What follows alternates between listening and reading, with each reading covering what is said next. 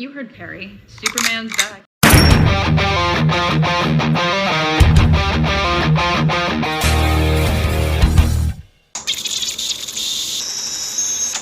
Hello, my trigger-happy friends. My name is Stevie Cade, and thank you for joining me as I continue my review series of all the live-action Superman movies, leading up to my review for Batman v Superman.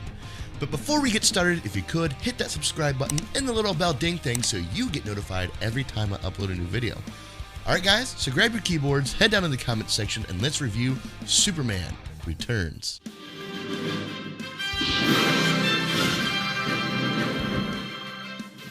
In this movie, Superman returns after a long absence to a much changed world. Lex Luthor is up to his old tricks, Lois Lane has moved on, and society has learned to live without Superman. This movie has a lot of good things about it, so let's dive into what I like about this film. The overall story, and ignoring Superman 3 and 4. It makes sense that Superman would disappear after the events of Superman 2. Him being gone for a long time really puts a reset button on the whole franchise, and we're getting caught up with the world as Superman sees it.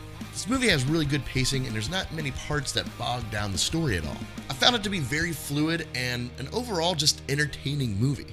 The cinematography and the design of the sets really give this movie an element that the previous films didn't have. It felt like Metropolis from the 1938 comic books. The use of a warm filter and the 30s style like Art Deco sort of thing, it really worked and making me feel like I was in a different city I've never seen before, making Metropolis a world of its own. And I also really like Superman's official return, the way he's, him saving the plane. It's very climatic, very suspenseful, very Superman.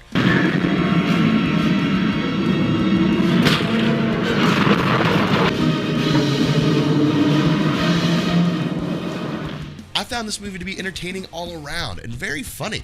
It paid respect to the original films and rejuvenated what we like about Superman. And the characters I like way better. Finally, a Lois Lane and Lex Luthor that I like. Why did it take 5 movies to get a Lex Luthor and Lois Lane that I like? Kate Bosworth did a great job making Lois a hard-working reporter and not an asshat. I could finally see why Superman had feelings for her. Well, and Richard.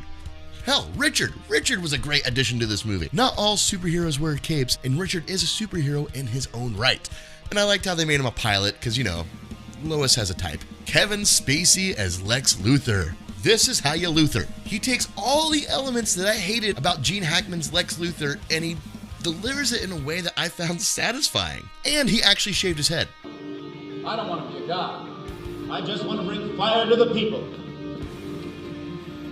And I want my cut.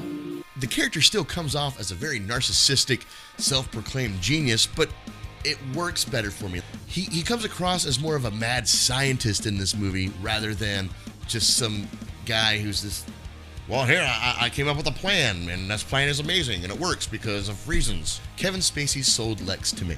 And Parker Posey as Kitty. She's a great balance to Lex Luthor. She could have just been put off as the dumb bimbo role, but she actually has heart, which is what the one chick, I can't remember her name now, from Superman 1, she had that same heart too. So Parker Posey really captured that, and she really brought her A game. I just really like the actress in general. I like her in Lost in Space, and I liked her in this movie. The overall balance with all the characters.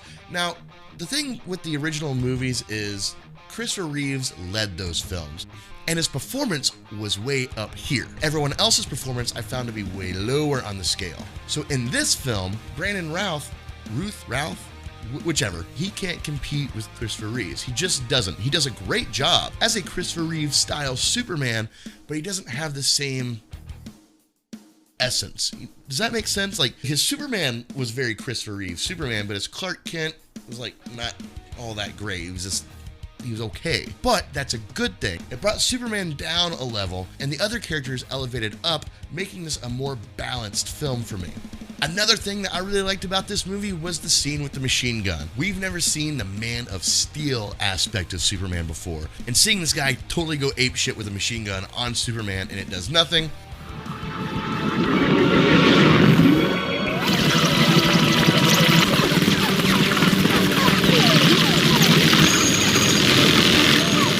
That's a good Man of Steel moment, and I thought this scene deserved a shout out on my what I like list. Now moving on to what I'm on the fence about when it comes to this movie.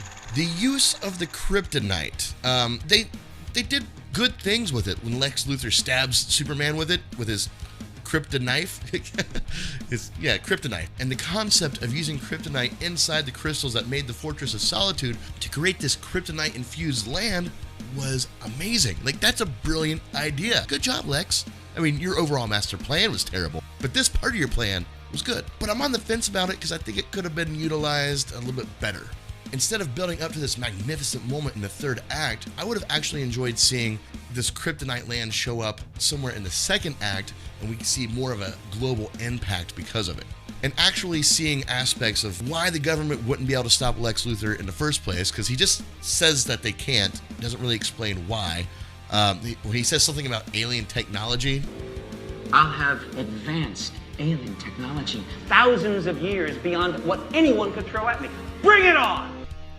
I don't know what he means by that. I would have liked to have seen what he meant by that, because it's just rock. Like, there's no technology there.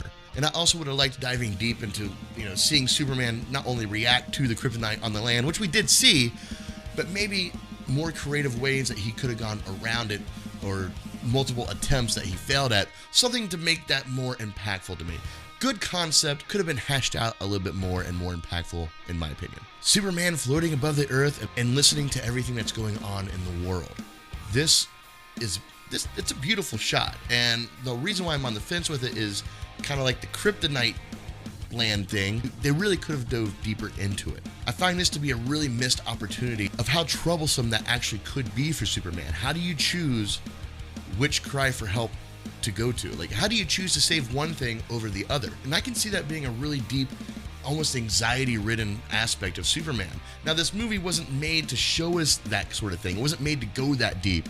But I think they could have shown us a window into that world. Another thing I want to fence about is there's so much left unexplained about Superman's visit to Krypton. Like the ship that he arrives back in, is that supposed to be the ship he arrived in when he was a child? Did he take that into outer space with him? If he didn't, where did he get this if Krypton was already blown up? Like, I don't know what happened there. Where did he get the gray supersuit? What exactly was he doing for 5 years? I know it's not really important to the overall story, and that's why I'm on the fence about it, because it didn't impact me in such a way to where it was bothering me through the whole movie, but I've always wondered what that story was, or what it could have been, and the whys and the hows of it. And let's talk about the elephant in the room here. I'm already supposed to believe that nobody recognizes Clark Kent as Superman. Okay, that's just the world we live in. Fine. But Clark Kent also happens to disappear at the same time Superman does, and then also reappear at the same time Superman does? Really? Now you're asking a bit much. Like, I get it. This is the world we live in with Superman, but I would have liked to have seen a better explanation, at least to, like, Lois Lane of where Clark's been, other than, oh, I just happened to be gone for a while.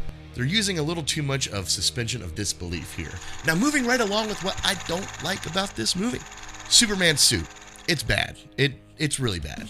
The oversaturated blue with this deeper, almost brown red color. Ugh. Like, how did that make it past the camera test? Like, it just looks weird, I mean, either desaturate the suit or oversaturate the suit, but they did both.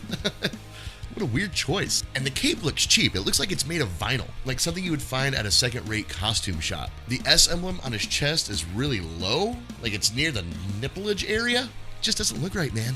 And there's an S on his belt buckle, and that looks stupid. So, yeah, the suit sucks. Superman's kid. I have no problems with the character at all. I actually like the concept of Superman having a child. But does Richard know this isn't his child? I don't think he does. Let me know if I'm off base here, but is it common for a man who's not married to somebody to adopt their child? Because the kid's name is Jason White. So obviously Richard has adopted him, but he's not married to Lois. I just feel like this very informal thing to do. I could be wrong. Maybe that's a thing. Let me know in the comments below if I am. But I would imagine if you go that level to adopt a child and bring in the legalities of it, you would also do the marriage part of it and bring in those legalities as well. But Stevie, maybe Lois didn't know that Jason was Superman's kid. Yes, she did. When your kid pushes the piano across the room, you would normally act surprised. She didn't act surprised. She actually looked not surprised, which means, in my opinion, Lois lied to Richard. Richard doesn't deserve that. This was a straight up Margot Kidder Lois move. Shame on you.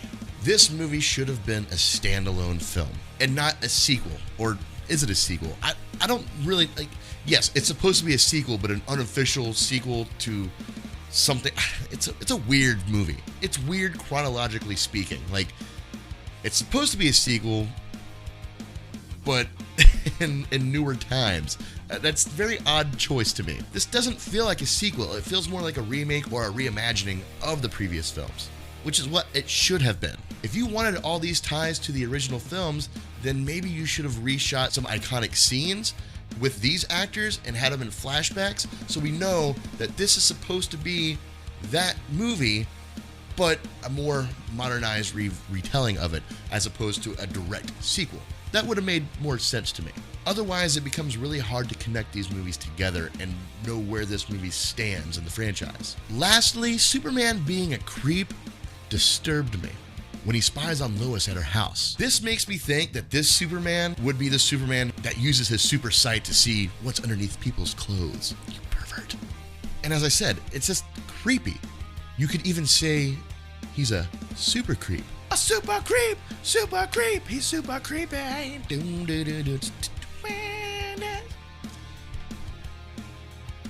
I'm sorry. Overall, after watching the 4 original films, this movie was a nice breath of fresh air. I found almost every aspect of it to be very entertaining and just a fun Superman flick. But I do feel the decision to connect this with the previous films, making it a direct sequel, really held this movie back. It didn't take me out of the movie, but it also didn't really bring me into that world with it. I don't believe that that's a direct sequel, and I found that to be very bothersome. But I genuinely enjoy watching this movie and wouldn't mind popping it in from time to time. So for all these reasons, I'm giving this movie a B+. That was wonderful. Bravo! I loved that. Oh, it was great. Well, it was pretty good. Yeah, that's right. I actually liked this movie, and I'm not exactly sure what people's problem with this movie was, other than it tried to connect to the previous films. So, what's the answer to that? Let's make a completely different Superman and see how people react to that. People don't know what the fuck they want. Let me know what your thoughts were of this movie in the comments below. Also, be sure to check out some more of my videos, and as always, stay trigger happy, my friends. Peace.